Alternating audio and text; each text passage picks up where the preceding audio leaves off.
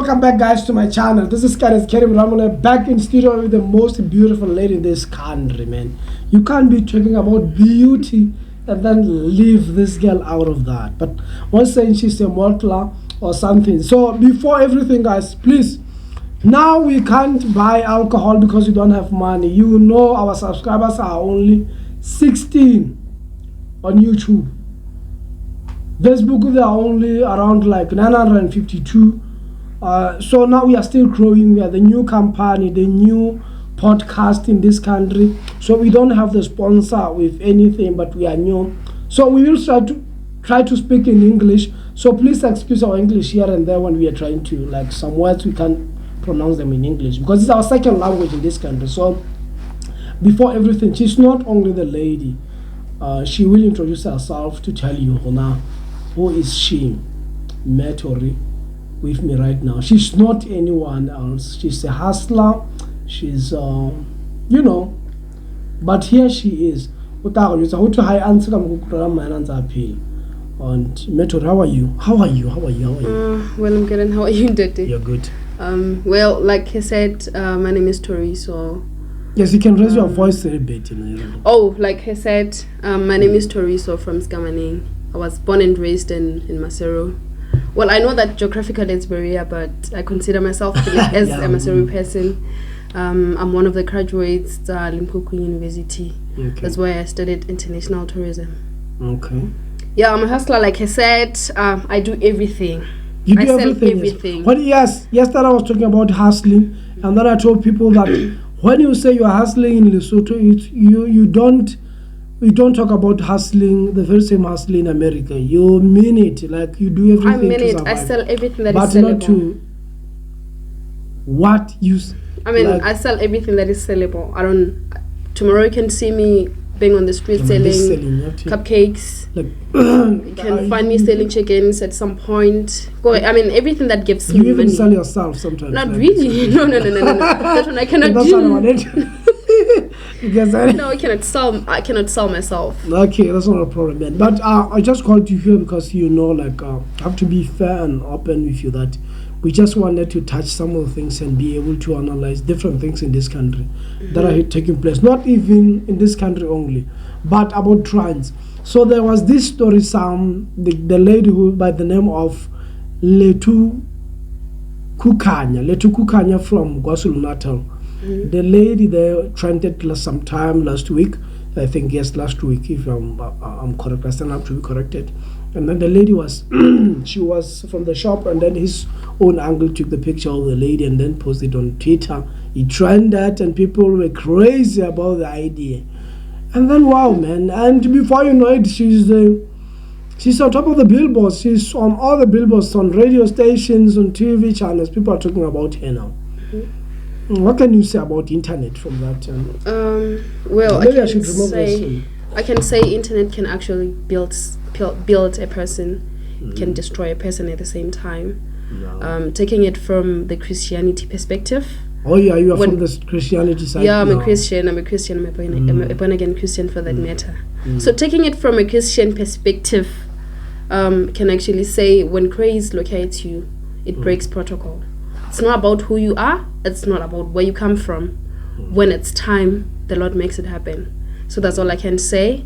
Another thing that I can say is that internet is it has actually become a powerful tool in the 21st century where you and I are living into. So now because this is what we are doing now. It's about internet. Yeah, we are touching people's lives. Yeah, it's about internet. So it's a powerful tool in this era. This young girl's pictures trended everywhere, and then until it reaches the right people, until it reaches the right hands.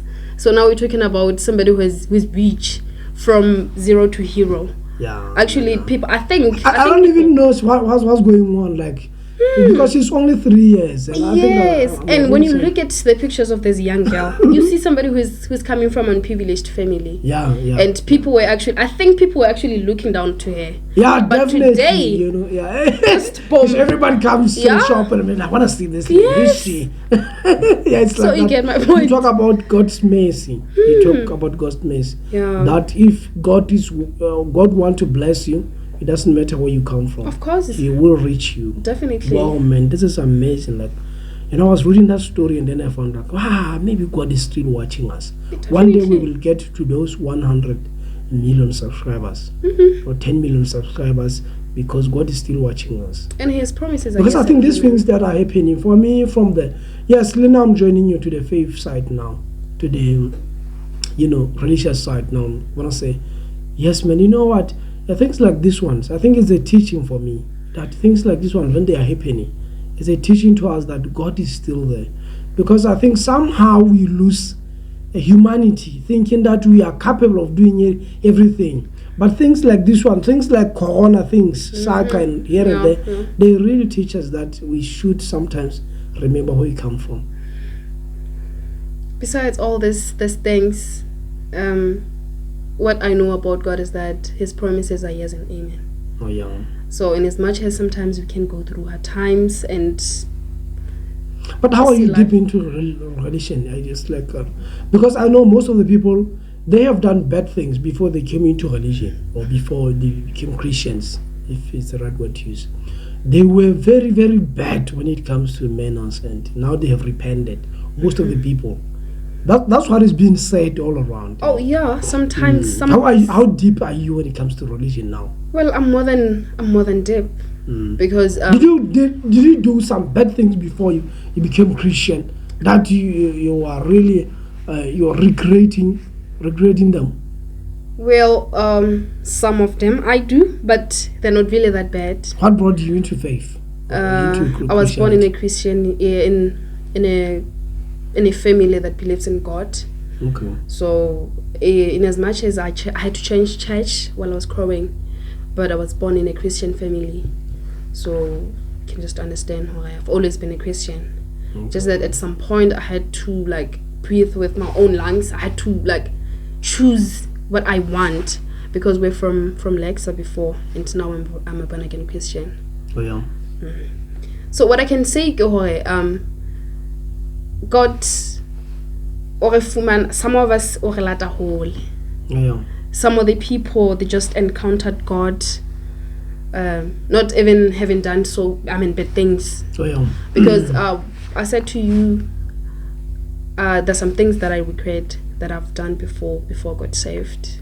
Just I was involved into dating and some stuff like that, of which now I can actually say to a teenage girl or a teenage lady, dating is not, it's not actually the thing long, but let me tell you, looking at their age, because they're not dating to get married, they're dating for fun. So we cannot be dating for fun, honestly. But man, come on, like dating for fun, like, because that's what we have to practice. How are we going to get into something that we haven't practiced? We need to practice to get to know each other, to be in a position and I say, yes, I know this person. When she's English is like this, when she's happy, she's like this. How are you going to know each other? Like, because you can't be talking about the marriage of the long time ago of our grandfathers when they were like, they just choose a girl in the family and then they say, this is your wife. But then surprisingly, they're staying where they are. Yes, but it's long time. That was before internet. Now we are living in an era of internet. Everything is fast. Of course, it was before internet, but later we cannot say 14. A girl aged 14 should get married. So that's why I'm saying, why should teenagers date? Because they're not dating to get married. They're actually dating for fun. And at the end of the day, we're gonna have like teenage moms, of which we're trying to avoid. So, yeah, but looking at the poverty that we are in right now, it's not even about poverty. But that's not a problem. We have got I think like as we are talking about the internet thing, how powerful it is. And there was a time that I talked to you that I told you that even me, I saw it as a two-way thing. Like it's a repel, and the force that is to repel negative and positive forces. I call internet like that. So now, here is the thing about internet again. It has now promoted Lekututula, yes, in Zulu. The internet promoted the girl. The girl is known all over Mzansi and maybe all over the world. But somehow, internet during Kingsbirthday, Jesus. the internet destroyed. I don't know, what can you say about that? That did it really help the the school or the cake owner, someone who made the cake, or what could you say about that? Because it has been trending, like people are saying this is trash. How could you like spend 1.5 million on this, blah blah blah, and all that? What are your opinion on that? Hi. I don't even know what to say, but you're a tourism girl. You know about these things. You know how hotel things, and because I know tourism is in relation with hospitality, and yes, there is one thing. Yeah, it's true. But before I get to the cake issue, you know, I just went on Facebook, and then I saw somebody had a very long paragraph about the bed service, about how things were unperfect at the Kingsbirthday. He was actually talking about the entertainments that were done before. Like this time there were no LMPS was not there, of which things seemed a little bit different and unprofessional. So then, as I was scrolling, I came across the cake. Okay. It was sitting like this. I don't know if you understand, but it wasn't straight, and people were busy on it. Oh yeah, people were busy on it because it was melting, it was falling. I don't know what was happening, but honestly, it wasn't really a good quality, more especially for the Kingsbirthday. Look, man, there was a saying after that. There was a saying that it's like the cake, the pallet that they used to put the cake. Like the pallet it's not for the people, the owner of the cake. Like those people just brought the cake at the stadium, but the pallet was it's like I don't know where they get the pallet from. That was the problem, because the pallet wasn't straight. That's why the cake seemed to be like. No, I don't really. Because I saw the pictures. Like it's just that I don't have my phone right now. But there were pictures after that on Monday or after Monday that came, which showed that the cake was really good. No, I don't really think so. People were busy on that cake. I think it was falling, it was melting, or something was actually happening with the cake. But it's like it was falling because of the pallet. No, not really. It wasn't of quality. If the cake... You do think it was really not good? Yeah, I think if the cake has to be done within like a month. I think that one was maybe made for like 3 weeks. So it wasn't ready to be put there. That's why it was melting, it was falling, and people were busy going up and down. We couldn't even see what was actually happening there. But we see that people were so busy with the cake. They were so busy with the cake. So there was actually a problem in the cake, honestly. But it's like the owner did sometimes. The owner, it was like she was interviewed by Informative. Informative got to talk to the lady about that cake, the story of the cake. And the owner is like, surprisingly, it's like she said she's been supplying Kingsbirthday with cakes for some years, around 8 years, and then she wasn't being paid. So now it was like this was her first payment, and bringing the cake now. So it's like now it brings news and here and there. So what's your opinion on that? Like, do you think that was the best cake when it comes to tasting and also the quality and how it looks? From what I heard is that the lady used to make the cake for the Kingsbirthday, but you had the story? Yes, okay. We actually talked about this, and I heard that the very same lady who made the cake this year is the very same lady who used to make cakes, but not the cakes that are presented during the Kingsbirthday. Like this was the first time that it has been. Yeah, and I heard that every time when she makes the cake, she does it willingly, not even expecting to be paid. Okay. And then I doubt. Well, from my own perspective, I think this time, now that she was given a grant, a tender to the cake at the Kingsbirthday, I think. But we know how our government is. I think people are actually fighting for that tender. So I think everybody wanted to bring their own person, and until it came to a point whereby this lady was given a tender. Out of sympathy. And I think it was I think it was a short notice. Okay. That's why the cake wasn't ready. Okay. Yes, that is what I think. It has to take a long time before. Yeah, it has to. It has to be put on the fridge for some time. Okay. So that it is able to stand even when it's cold. When it's hot. Okay. So now I think it was melting because it was done rapidly, and honestly, it couldn't be of quality. Okay. So that's what I think. Man. Yes, man. Yeah, there was a story that was very blasting. That was like, wow, man, the Kingsbirthday. And then people did sometimes take some pictures of the king during the time he wasn't really feeling well, and then linking with that, make these Photoshop things. And then, hey.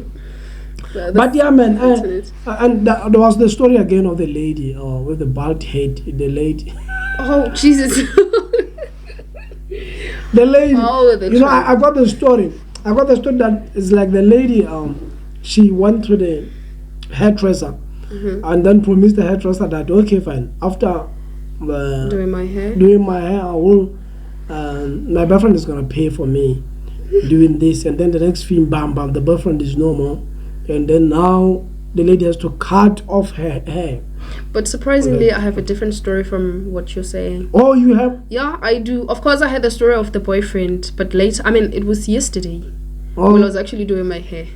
So then there's people actually talking about this young girl. They were like, we are still talking about internet now. Yes, we're talking about internet. It's about internet, of course. Yes, of course, it trended on internet that the boyfriend never pitched again. Yes. And then yesterday I had a different story that the mom to the young girl, apparently his phone went off and they couldn't reach her after the hair was done.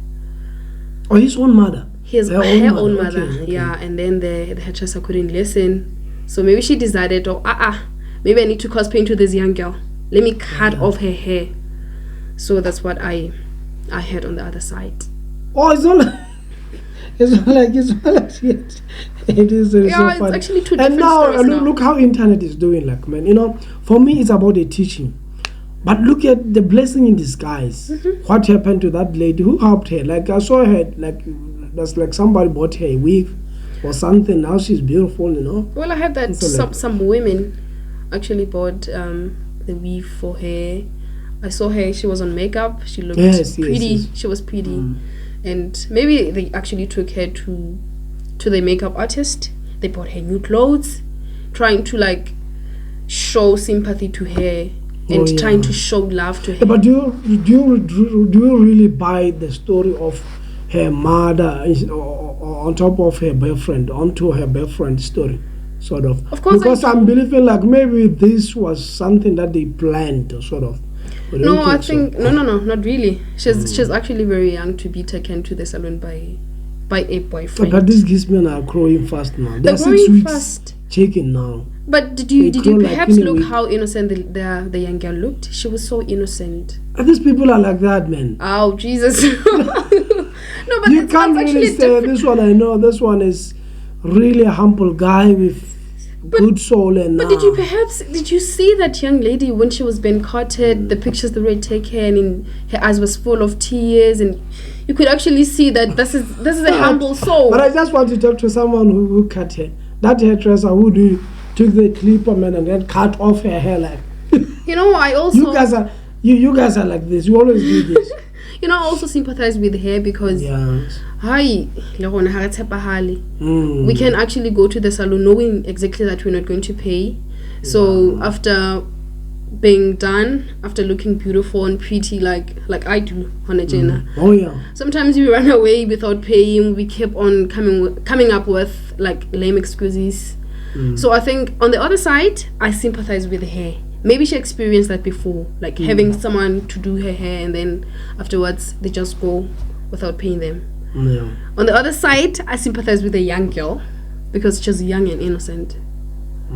So yeah, that's my take actually on that issue. But what do you think internet is trying to teach us here now with all these stories? It is actually trying to teach us that it's true we're living in the 21st century, of which technology is leading. It is one of the leading. But then internet can be good, on the other side it can be bad. Because now we're talking about two different scenarios. We have the scenario of a young girl who was going to buy bread. And on her side it's positivity.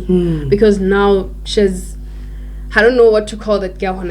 But they do sometimes say there's bad publicity when it comes to internet, because looking at this lady that was being cut off, like what can I say, like this lady that we took with the bald head, who her hair was being cut off like that, it can be sometimes a blessing in disguise where if she can, if now she's going to be active on internet, people are going to follow her. Like, don't you think in a two-way form, it's like building people in a different manners? Well, I think it depends on who the lady is and how she felt.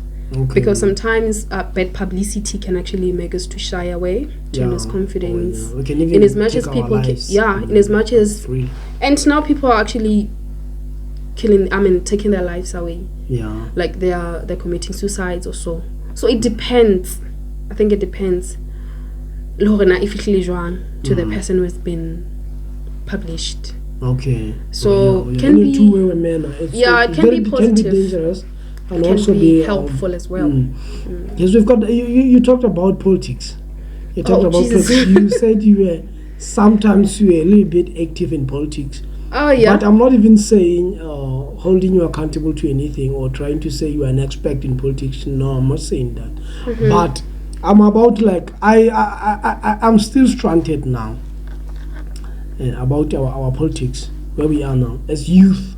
We're really trying to do projects like this one. We're really trying to build a podcast. There are some also our brothers and sisters who are doing hustling in different sectors or departments, trying to build themselves up. But do you think our government now is really trying to support us? No. From where you are standing? Well, from where I'm standing, it's a no. It's a no. Because it's not like they're actually establishing things that are going to, or even projects that are going to help young people. Like now I'm making an example with Budihati that is yet to be constructed. Yes, we had that. Cyril Ramaphosa said he's going to invest around 40 billion to that dam. Yeah, so in as much as, firstly we're told it's going to help Basotho youth. With jobs and with jobs. But now trust me, for some people, for them to get jobs there, they have to pay something. Well, it's the same thing as Lithuania. Yeah, definitely. So they always come up with good plans, but honestly, they get sabotaged along the way. It benefits certain people, certain people, not the rest of the youth. So when it comes to politics, I'm not really impressed with the country. I'm not. How do you think is not to be done?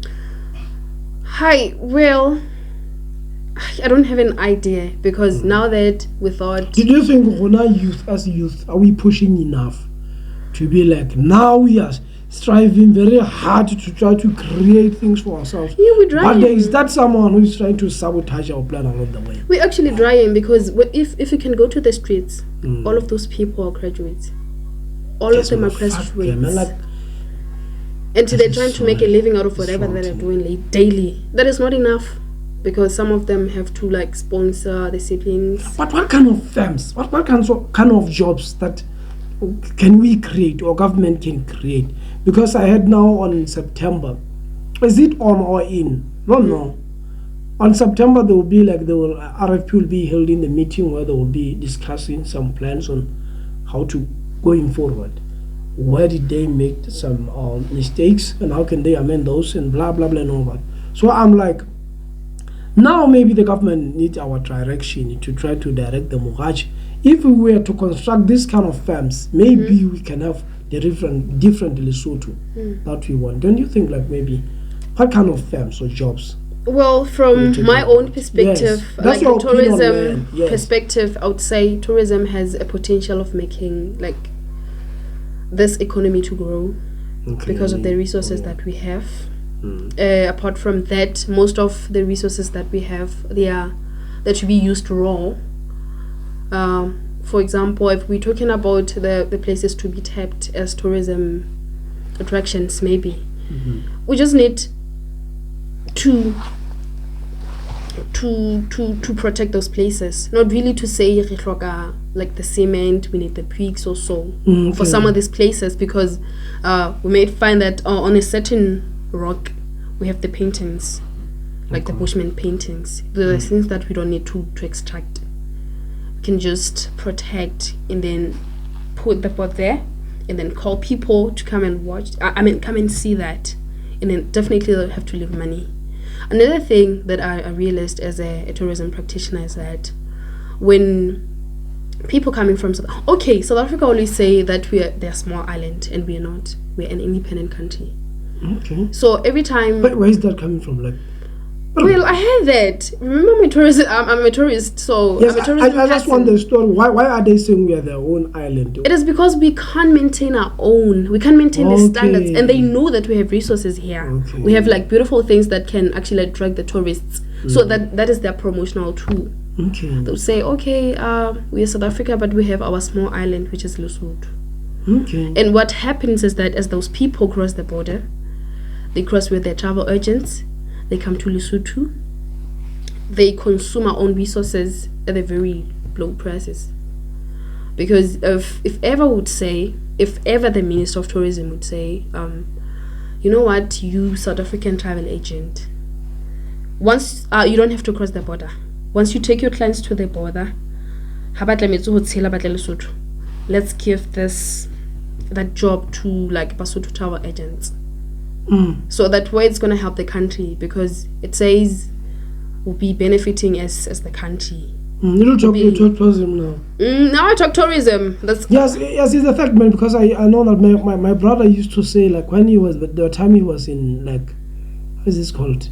Just beside, it is called Malta. Malta, it is, you found it in Turkey, somewhere near Turkey. He said in Malta, those people don't have resources, but their resources is just about tourism.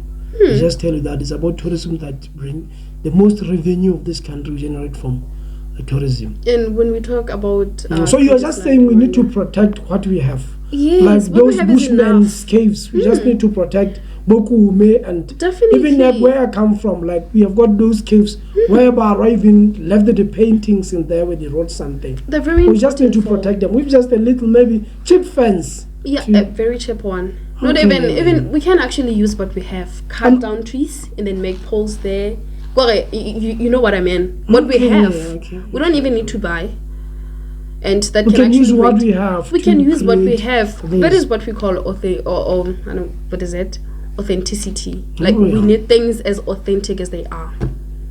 That is what is going to make us outstanding. Well, I mean, to be factual, like I never thought this interview will take this this direction, but it's like we are really into this, which is very beautiful.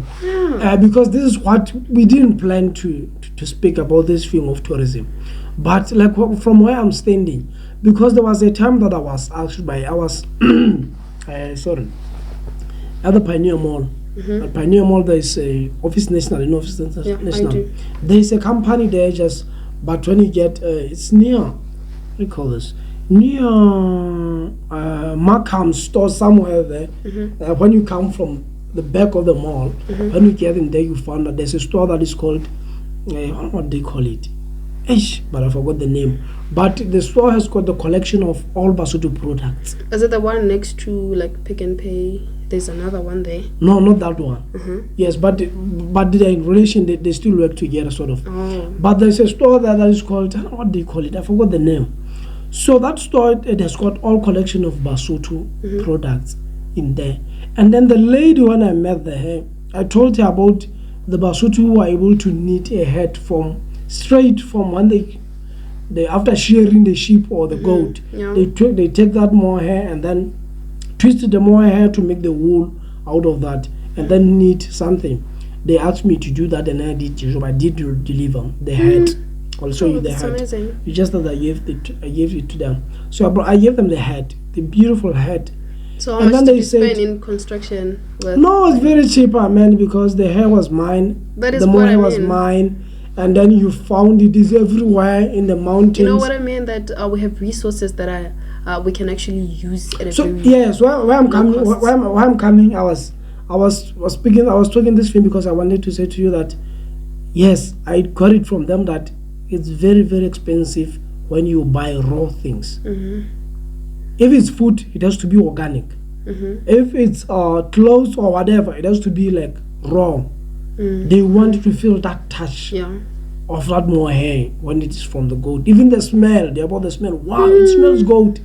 They are very crazy about that. But now they promise me that they're going to advertise the head to America and sort of. And after finding the market, they will come back to us so that we can construct the farm in there. And then it's amazing. But I just wanted to like say this tourism thing, I believe in it. I think you're really on point. It has a potential of taking us out of poverty. It has a potential. Because other countries are benefiting from football.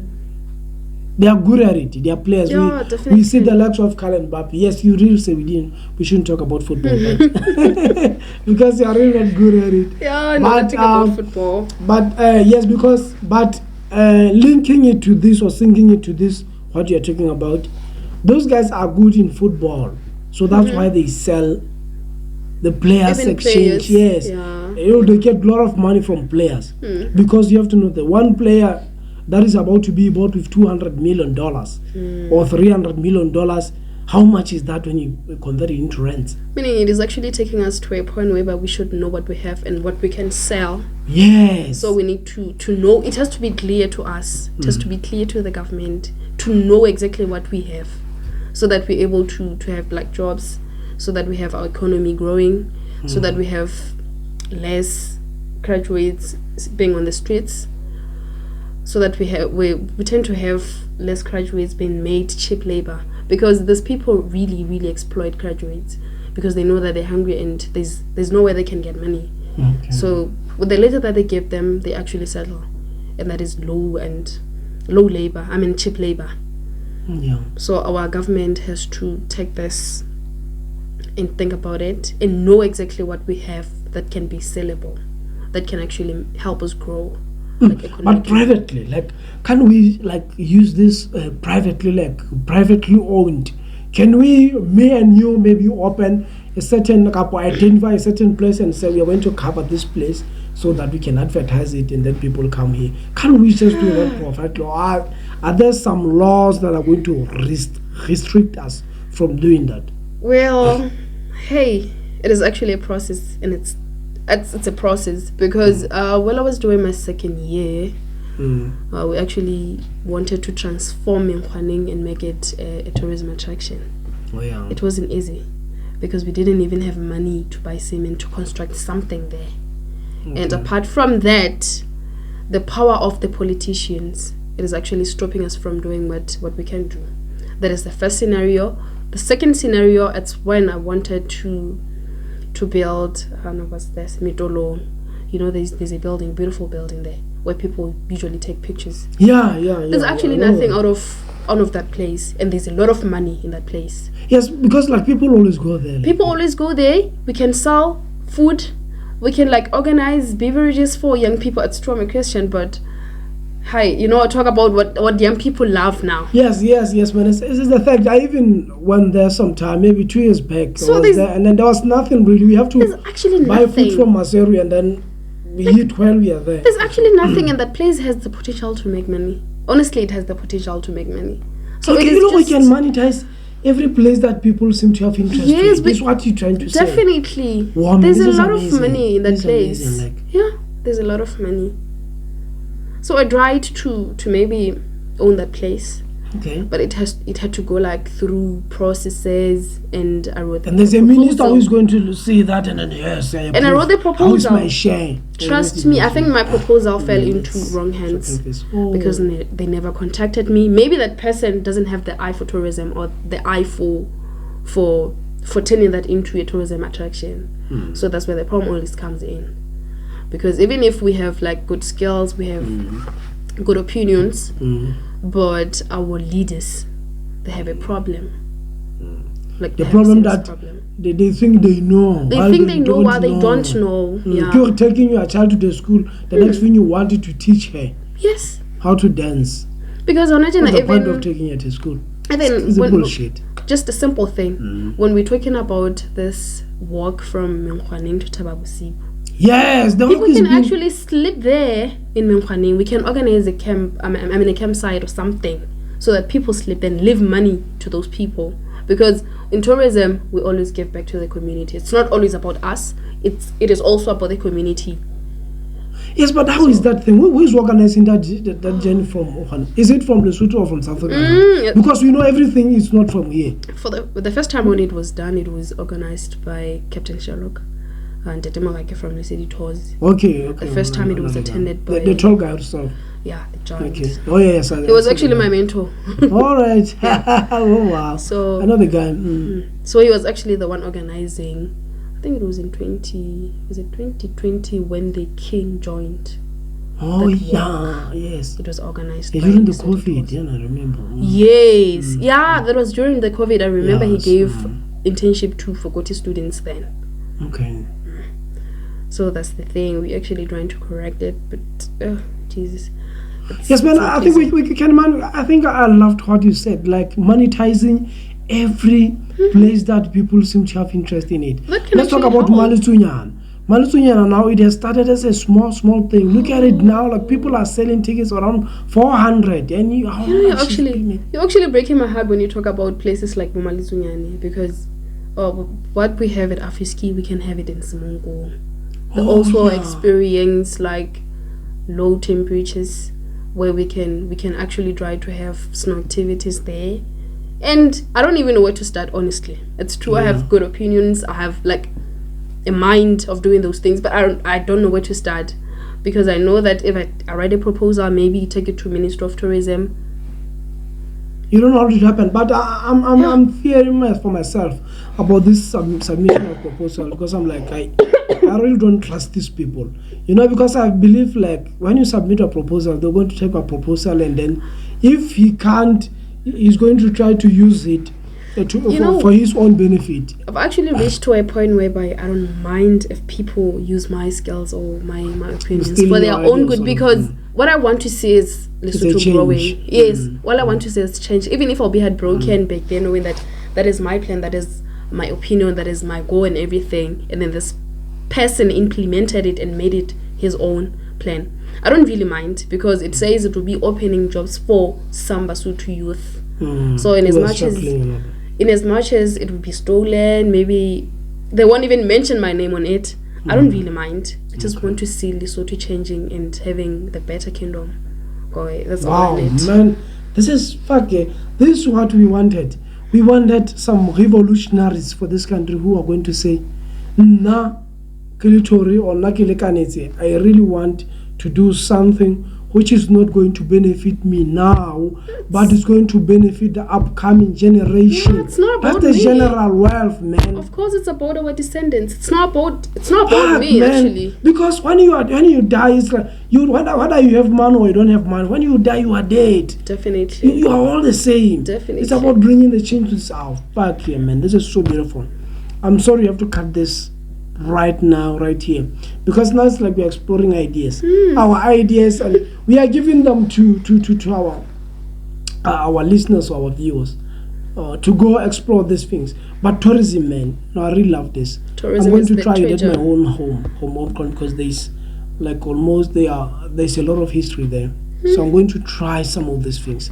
Try to maybe like, even use the cheaper fencing to try to get some even place. The fence, like I said, but we have. Even the trees, we can use the trees. Yes. And then people pay 10 rand to get in there. Definitely. And then you just do 10 rand, it's not even a lot of money. Yes, this landscaping here and there, and then people are like, just wow. Simple things, authentic as they are. Wow, because man. what we need to be outstanding. Yeah. Like, they shouldn't be. I was actually looking between us and Botswana. It's more like the difference between us. It's more like we're the same, because. We are from Kwena, and then the original Basotho are from Botswana. But we are Basotho and they are Tswanas. Yes. There has to be something outstanding about Botswana and something outstanding about Basotho. Oh, yeah. So you know what I mean? Yes, so I mean, we should be as original, as authentic as we can. Just to say, we know that one. Yes, in fact, I've been like, I need someone who could understand Kanye West doing all these crazy things. He is not doing these things for himself, but he's trying by all means to show us that in this life you don't have to live along the rules. You have to be outside of the box, think differently. To say, if I'm Mosotho, I'm gonna wear situation and or whatever, tetana, and go to the mall or something. That is what makes us Basotho. Okay. This is amazing. This has to end. This is so sad. They used to say, but this is not about time, guys. We love you guys, and please go to our channel and subscribe. I'm out of words. Like, this is amazing. I never thought we'll have this bombastic interview ever. But please go on our Facebook page, which is What's in the Kingdom, and subscribe on our YouTube channel also. We love you guys. Thank you, everybody. Bye bye. I'm out of words. Toodles. Thank you, Metal.